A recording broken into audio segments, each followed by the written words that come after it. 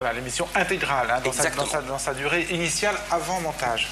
Alors justement, Maya Neskovic dans la rubrique Les risques du direct, hein, puisque c'est bien de ça qu'il s'agit, une illustration particulièrement saisissante cette semaine dans une émission de Marc-Olivier Fogiel. Oui, on ne peut pas plaire à tout le monde. Marc-Olivier Fogiel recevait en première partie de soirée en direct la fine fleur des comiques français, Pierre Palmade, Shirley Dino, Les Nuls et Jamel. Alors l'ambiance était plus détendue, c'était même la franche rigolade, mais tout à coup...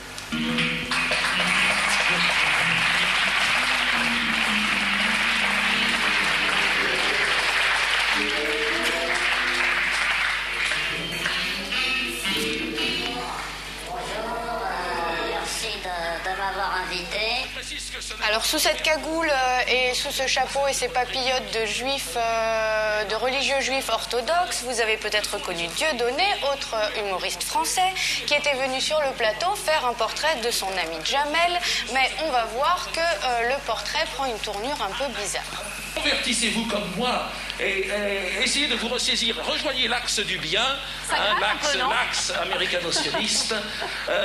Ça me paraît important, hein, qui vous offrira beaucoup de débouchés, beaucoup de bonheur et surtout le seul axe qui vous offrira la possibilité de vivre encore un peu. Hein. C'est un peu une improvisation peut-être, non ? Attendez. Mais après... Donc voilà, on l'a bien entendu, il parle de l'axe américano-sioniste, il lève un bras en disant Israël. Alors bon, ça jette un petit froid, on sent comme une espèce de flottement sur le plateau, même si le public applaudit debout et que tout le monde s'embrasse. Alors Marco fait un peu la grimace, mais l'émission continue. Alors elle continue, mais cela dit, elle a eu des suites hein, immédiatement après. Voilà, évidemment, l'intervention de Dieudonné a suscité de nombreuses réactions, notamment de la part d'organisations antiracistes comme la LICRA, qui estime que le résultat aurait été le même si Le Pen avait fait cela, mais Le Pen, dit-elle, n'est pas comédien. Le MRAP, pour sa part, dénonce, je le cite, un sketch qui représente une véritable insulte à toutes les victimes du nazisme, en majorité juive. Le lendemain, France 3 s'associe à Marc-Olivier Fogiel pour présenter ses excuses aux téléspectateurs. Ils disent désapprouver et regretter les propos tenus par Dieudonné. Dans une actualité troublée et complexe, ils nous ont tout particulièrement choqués. Fin de citation. Voilà. Et je précise aussi que lors de la rediffusion, France 3 a supprimé le passage de l'émission. Voilà, à propos de montage et de coupe, hein, pour y revenir. Alors, Malik Bouti, je rappelle qu'avant d'être dirigeant du Parti Socialiste, vous étiez président de SOS Racisme. Les téléspectateurs, là, vous ont vu lever les yeux au ciel sur les réactions de la LICRA et du MRAP. C'est-à-dire que vous considérez que alors pour dire la chose franchement, hein, parce qu'il faut prononcer les mots, le dérapage de Dieudonné n'était pas un dérapage antisémite. Je ne sais pas si on peut appeler ça un dérapage antisémite. Je pense que... Comment vous l'appelleriez, vous ? Je dirais, vous m'excuserez la vulgarité du langage, mais c'est les conneries que Dieudonné dit tout le temps. Il avait commencé déjà il y a plusieurs mois de cela par des déclarations très ambiguës sur Ben Laden et c'est une stratégie de communication, c'est-à-dire on a en fait quoi ? On a un artiste qui cherche à chaque fois à travers des prises de position, je ne crois pas qu'il le concerne, je ne crois même pas qu'il soit militant de ces causes-là, qui cherche de la provocation pour exister. Et ça, je crois aussi que la chaîne qui l'invitait le savait. Elle savait à qui elle avait affaire. Donc tout ça, je dirais, c'est vraiment du spectacle totalement qui... Alors après, on peut considérer que c'est une erreur. S'il y a une erreur, c'est pas celle de Dieudonné. Il a toujours été comme ça. Moi, je parle à titre personnel. Je trouve que c'est un mec qui est tout sauf drôle. Je trouve que même ses dérapages sont tout le temps mettre dans la gêne, quels que soient les sujets qu'il aborde. La chaîne l'invite, elle sait... Mettre dans la gêne, vous voulez dire. Voilà. Oui. Mais la chaîne l'invite, un producteur l'invite sur une émission, elle sait qu'elle va avoir un truc plus ou moins comme ça. Et après les grands communiqués grandiloquents des organisations antiracistes, tout ça rajoute de ça puisque c'est fait exprès. Lui, il fait ça justement pour créer une réaction, pour avoir des communiqués, etc. Moyennant quoi, on n'a jamais prononcé autant le nom de Dieudonné depuis la rentrée, pas sur la qualité de son spectacle, pas sur sa qualité d'acteur, mais sur un scandale créé dans une émission. Et ces stratégies deviennent de plus en plus importantes et je suis très frappé comment de plus en plus c'est sur les questions de racisme, d'antisémitisme. Il n'y a pas un samedi ou un vendredi soir où il n'y a pas le juif contre l'arabe maintenant à la télé. Et ça devient un truc qui devient gênant, parce qu'on cherche le conflit, on n'exacerbe pas pour des raisons politiques. C'est là où les associations se trompent. C'est pas un débat social-politique. C'est fait pour créer des étincelles, pour attirer les spectateurs, pour créer des réactions, pour dire « Ah, t'as vu, regarde sur telle chaîne, regarde ce qui se passe ».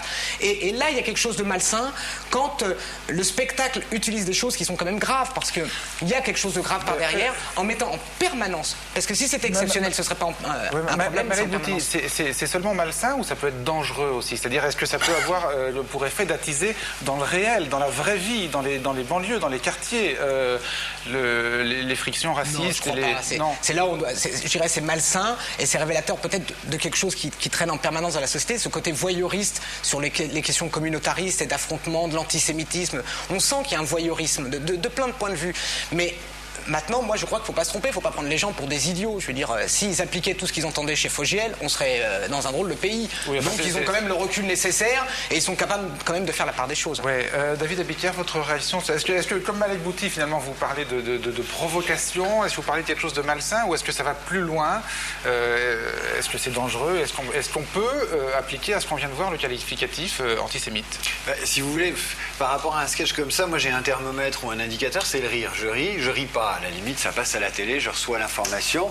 Et moi, je me méfie pas de mon rire et je fais confiance à mon rire. Et de la même façon, je fais confiance à mon non-rire. Donc, première réaction, c'est que quand j'ai vu le sketch, j'ai pas ri. Bon, c'est pas drôle, là, vous êtes d'accord tous les deux. Bon, mais alors, on dépasse en ça. On est d'accord. Alors ensuite, quand je regarde l'image, on a dit il est déguisé en juif, il est militarisé, cagoulé, etc.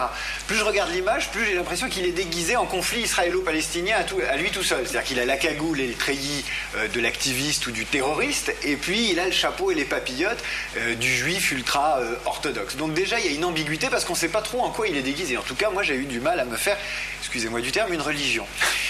Et j'ai pas envie, je dirais, d'entrer dans une querelle sur la traçabilité de l'antisémitisme ou pas de Dieudonné, parce que ça va nous conduire du côté de l'extrême gauche, du côté d'anciennes déclarations de José Bové qui disait à qui profite le crime, de procès d'intention. On va en revenir à l'anarcho-syndicalisme de la fin du 19e siècle, qui était un petit peu complice des dérives antisémites. On peut ramer. Vous n'avez pas envie, mais vous le faites quand même.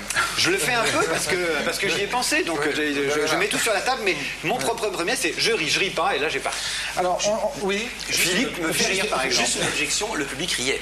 Sur le plateau, le public riait. Tous les deux là, vous n'avez pas ri, mais le public riait. Non, mais il faut dire la vérité dans ces émissions. Je m'excuse de vous le dire. Le public, il rit à tout, il applaudit tout. Il rit toujours. Au contraire, moi j'ai vu Brigitte Bardot avoir des propos ultra racistes, elle est applaudie debout. Elle était venue avec sa claque. Moi j'y vais, je dis un truc antiraciste, je suis applaudi debout. L'autre fait un truc comme ça, il applaudit tout. Il y a quand même. Philippe, le public. Faut relativiser. Mais vous savez très bien qu'il y a des chauffeurs de salle qui sont là pour faire. Il avait fait des chroniques dessus qui m'ont énormément fait rire. Alors, voilà, elle, d'un rire dont vous vous êtes pas méfié. Exactement. Alors, on a quand même voulu savoir, puisque ces affaires ont soulevé les remous que Maya a rappelé, on a voulu savoir ce que Dieudonné avait voulu dire, quelles avaient été ses intentions. Il a répondu à Michael Richard. Ce personnage que vous campez, il représente qui précisément ? Le personnage que je campe, je lui ai pas encore donné de prénom, mais ça pourrait être, oui, celui qui a, parmi les gangs de ceux qui ont fomenté contre Yitzhak Rabin, par exemple, pour aller le tuer parce qu'il allait trahir le grand projet Israël qu'eux avaient en tête. C'est ce personnage, c'est ce terroriste qui a exécuté Rabin. Je pense qu'il aurait eu ce genre de comportement. Je ne parle pas des juifs, je parle d'un crétin qui est juif, parce qu'il y en a des crétins juifs. On a le droit de s'amuser avec. Je m'amuse avec des crétins musulmans, je m'amuse avec des crétins français, et j'aurais pas le droit de m'amuser avec un crétin juif. Assassin. Bon, alors si j'ai le droit, ben, c'est ce que j'ai fait. Quand on a fait un sketch sur un intégriste musulman pendant 2 ans sur scène. En plus du statut de martyr, vous aurez le droit, donc martyr honoris Chamoncius, là, vous aurez le droit à 1000 vierges par personne. Non, ça c'est cadeau, c'est à vous. C'est à vous. Ah, vous en faites ce que vous voulez. Ben je vous joue avec, quand je veux dire, tu fais du foot, tu fais des équipes, tu fais ce que tu veux. Ben après c'est à vous. Ah, une fois que vous êtes chez Allah, attention. Hein. Ah non, il n'y aura pas d'acompte ce soir, non, attention les gars. Qu'on ait passé le sketch à la télévision dans son intégralité, un sketch qui fait 8 minutes, on peut se permettre de faire 2 minutes un sketch, au contraire. Au contraire, il était urgent que je le fasse parce que j'aurais pu avoir des remontrances de la part du public peut-être musulman qui aurait trouvé qu'il y avait un parti pris Donc il était urgent que je corrige le tir.